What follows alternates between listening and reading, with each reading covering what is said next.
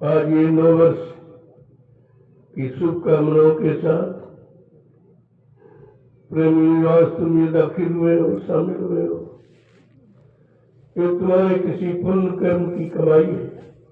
तुम नहीं आए हो, तुम्हारा पुण्य कर्म तुमको घसीट के ले आया। गोस्वामी महाराज ने क्या लिखा कि पुण्य पुण्य बिन मिले न संता, और संत बिना सूझे नहीं पंथा। बिना पुण्य कर्मों के संत महात्मा नहीं मिलते, और बिना संत महात्माओं के इन जीवात्माओं का कल्याण उद्धार नहीं होता है। आज तो दोनों चीजें आपके साथ। इसीलिए कबीर साहब जब आए तो उनको ये सब कहना पड़ा। ये काल माया में फंसे जीवों को कैसे निकाला, कितनी मेहनत करनी पड़ी होगी उनको, क्योंकि ये प्रथम संत है। ये प्रथम संत अवतार था धरती पर कबीर साहब का। तो उन्होंने जब जगाना शुरू किया तो वो तरह तरह की बातें कर रहा है। काल की कैसे ले जाओगे, हमने कंठ तपस्या की, हमने ये किया, हमने वो किया, लेकिन मुझे ये नहीं मालूम तुमने तपस्या किसकी। तुमने जिसकी तपस्या की है उनके ऊपर से ये संत आए, नीचे से नहीं। हाँ, जिक्र आपके सामने है कि सतलोक से संत आते हैं, अलग और अगम से सदगुरु आते हैं, अनामी धाम से परम संत सच्चा जो निवासी मालिक आता है।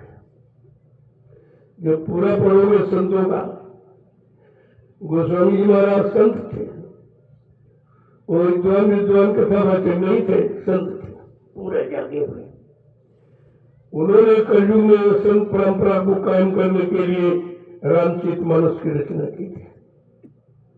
धीरे धीरे इनके अंदर संत मत कैसे पहुंचाया जाए, संत मत की महिमा इनको कैसे बताई जाए, और संतों का काम क्या है ये इनको कैसे समझाया जाए, उन्होंने समझा। एक ही शब्द उन्होंने उत्तरकांड में दिया है, एक अनीय नामा अज सच्चिदानंद प्रभु धामा।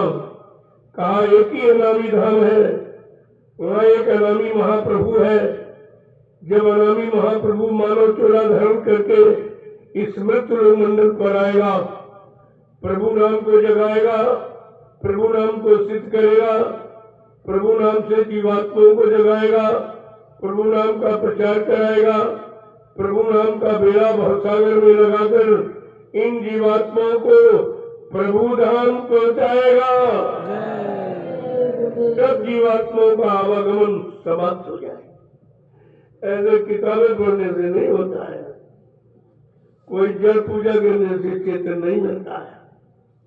यहाँ जल पूजा का कितना प्रचार करके इतना लोगों को फंसा दिया गया, बहका भरमा दिया गया, और बेचारे ये भी नहीं जानते जल माने मुर्दा, कि मुर्दा काम करता कि जिंदा। कितनी बात नहीं जानते, जिंदा मुर्दा जल चेतन में भेद नहीं जानते, क्योंकि इन्होंने संतों का सत्संग नहीं किया, सदगुरु की शरण में नहीं गए, और वक्ते मुझसे समय के सदगुरु के वचनों को नहीं सुना जो तुम्हारे समय के लिए आए।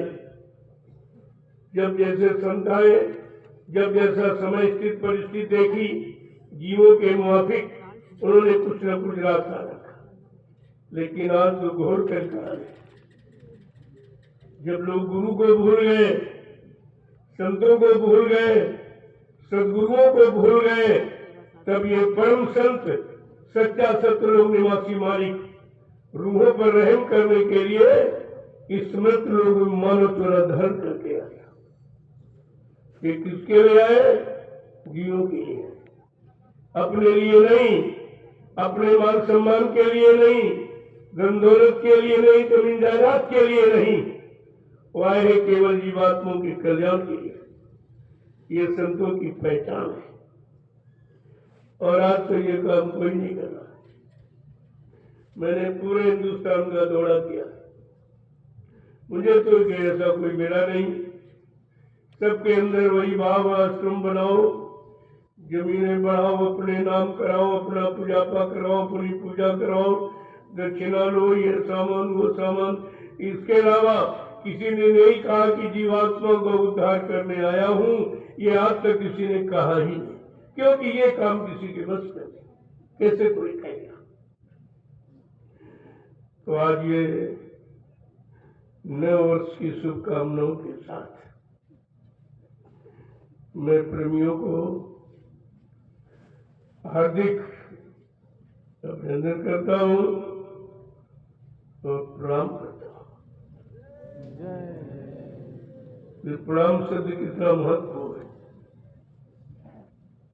गुरु नवे जो शिष्य को सच्चा साधु जान। कबीर साहब ने कहा जो गुरु अपने शिष्यों को नमन करता है वो सच्चा साधु है। ऐसा कोई नहीं जानता, वो खुद ही पैर छुआते पुजवाते, लेकिन वो किसी को नहीं नमते, झुकते नहीं। ये पहचान है कि फलदार वृक्ष हमेशा झुक जाता है और जिसमें कोई फल नहीं, फल देने की कोई शक्ति नहीं और कोई छाया देने की क्षमता नहीं, वो अकड़ के खड़े रहते। अकड़ना ये मुर्दे की पहचान और झुकना ये चेतन की पहचान है। ये भी पहचान तुम्हारे अंदर नहीं थी। मैं अमृतसर गया है, समाज प्रेमी बैठे हुए जानते हो। जब गुरुवाल साहब की चर्चा करने लगे, मैं आप कितने दिनों से चर्चा सुनाते रहा, पर बहुत दिन हो गए। क्या चर्चा सुनाने से तुमको मालिक मिला, तुम्हारी जीवात्मा गिरी, परमात्मा से मिली, या मालिक के दरबार में कभी तुम पहुंचे? कभी नहीं। मतलब क्या?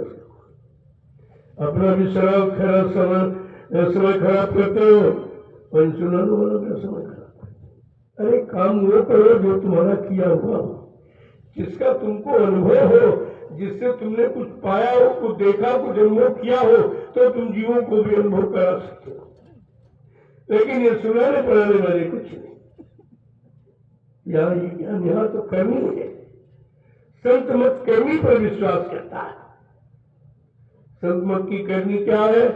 कर्मी करो मार मन डालो, इंद्रिय भोग विचारो, इतना काम करो तुम अपनी, फिर आगे की सतगुरु जानी।